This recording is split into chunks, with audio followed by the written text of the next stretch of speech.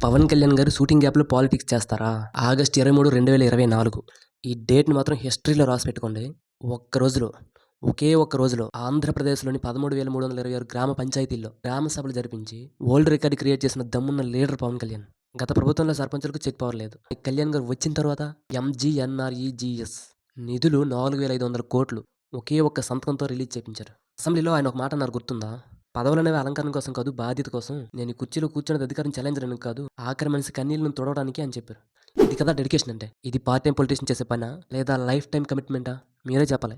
ఇకపోతే సోషల్ మీడియాలో ఆడబిడ్డల మీద అసభ్యకరంగా పోస్టులు పెడుతున్న సైకోలకి ఆయన ఇచ్చిన వార్నింగ్ గుర్తుంది కదా. గతంలో హోంమంత్రి గురించి ప్రస్తావిస్తూ ఆయన చేసిన కామెంట్ స్టేట్ని గడగడలాడించాయి. ఆయన ఏమన్నారంటే, క్రిమినల్స్కి కులం మతం ఉండవు, ఆడపిల్లల జోలికి వస్తే మాత్రం వాళ్ళ తాట తీస్తా, అవసరమైతే నేను హోంమంత్రి బాధ్యతలు తీసుకుంటే పరిస్థితులు వేరేలా ఉంటాయి. ఉత్తరప్రదేశ్లో యోగి ఆదిత్యనాథ్ తరహా పాలన ఇక్కడ అవసరం అని చెప్పారు. ఆ ఒకే ఒక్క డైలాగ్తో పోలీస్ డిపార్ట్మెంట్ మొత్తం అలర్ట్ అయింది. తప్పు చేసేవాడు అజ్ఞాతంలోకి వెళ్ళిపోయేలా చేసింది ఆ స్టేట్మెంట్. అది కదా పవర్ స్టార్ బ్రాండ్ అంటే. ఒక్క మాటకే భయం పుట్టించే నైజమైంది.